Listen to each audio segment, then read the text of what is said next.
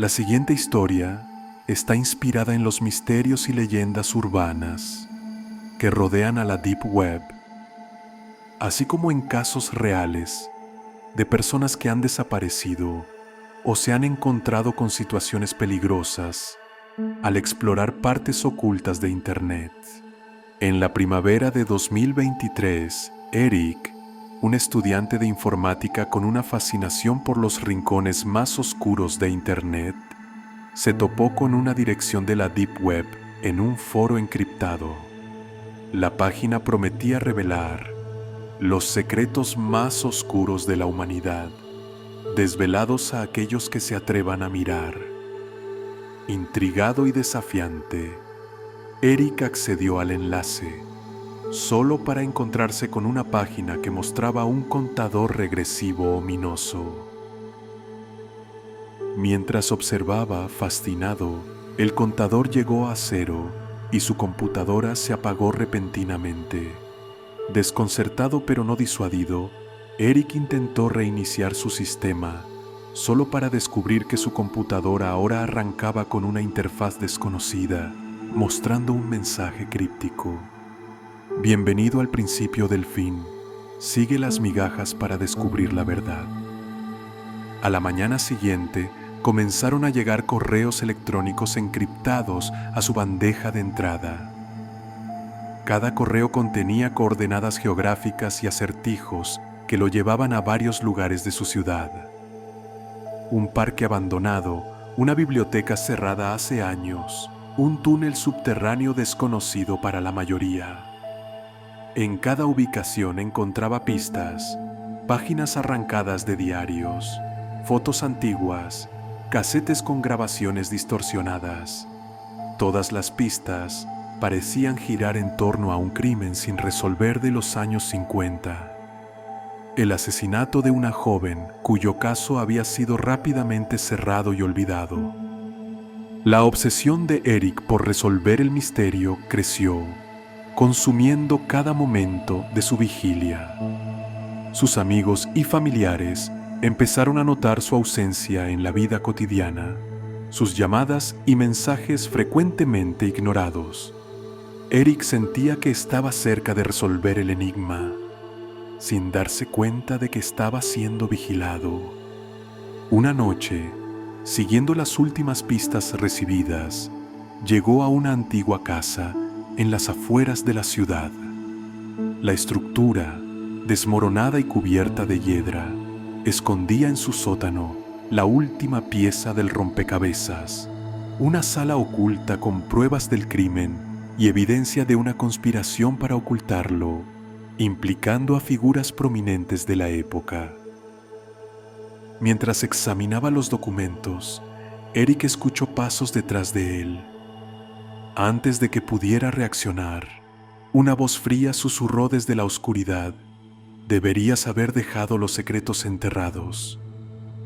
Esa fue la última vez que se supo de Eric.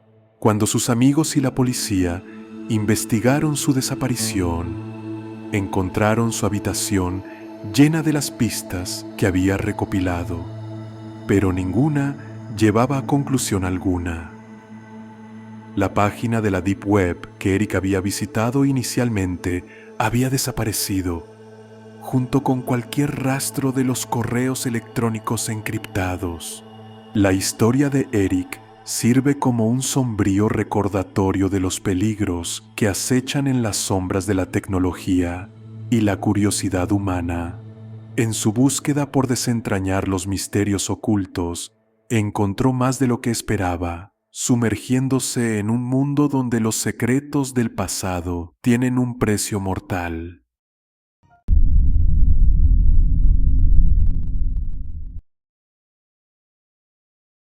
Esta historia está inspirada en las leyendas urbanas sobre objetos cotidianos que sirven como portales a lo desconocido, así como en los misteriosos casos de desapariciones inexplicables que a menudo se encuentran en los registros policiales alrededor del mundo. En un remoto pueblo de Inglaterra había una cabina telefónica roja. un vestigio de una era pasada que se había convertido en el centro de una oscura leyenda local.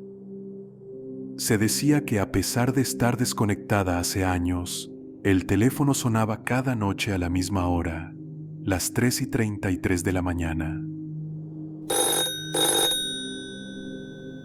Aquellos valientes o insensatos que se atrevieron a contestar informaron de escuchar voces susurrantes, risas distantes o, en algunos casos, predicciones de eventos futuros con detalles escalofriantes. Audrey, una joven periodista con un interés en lo paranormal, decidió investigar este fenómeno para su columna semanal en un periódico local. La noche elegida, se equipó con una grabadora, esperando capturar lo que pudiera ocurrir, y se dirigió a la cabina. A las 3:33 de la mañana, el teléfono sonó.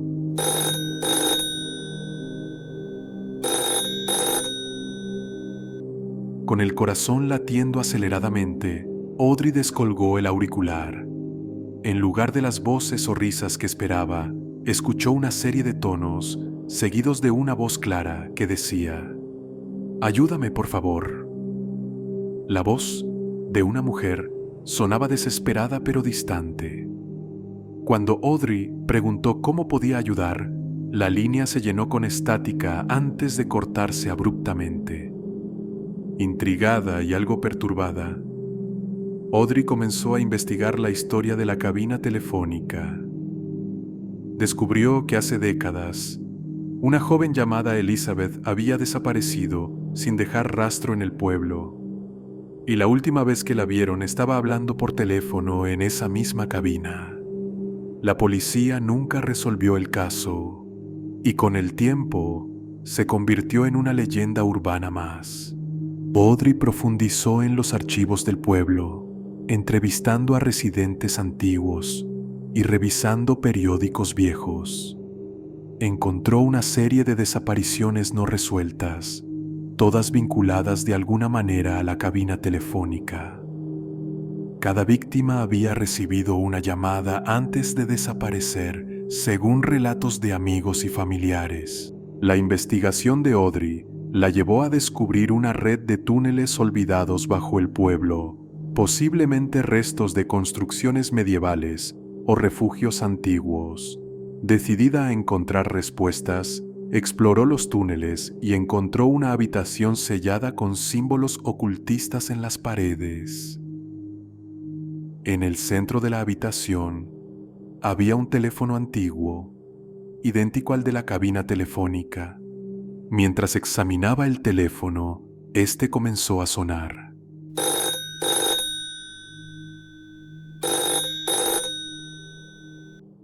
Audrey, impulsada por una mezcla de temor y curiosidad, contestó.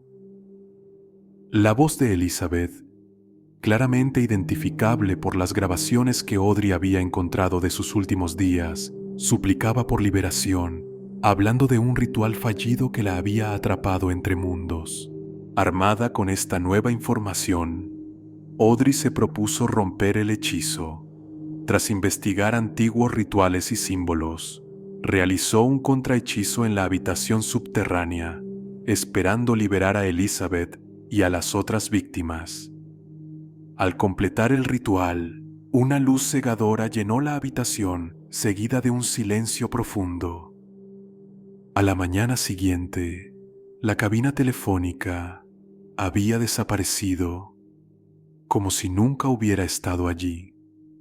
Las desapariciones en el pueblo cesaron, y aunque Audrey nunca recibió el crédito por resolver el misterio, sabía que había liberado a las almas atrapadas, cerrando un capítulo oscuro en la historia del pueblo.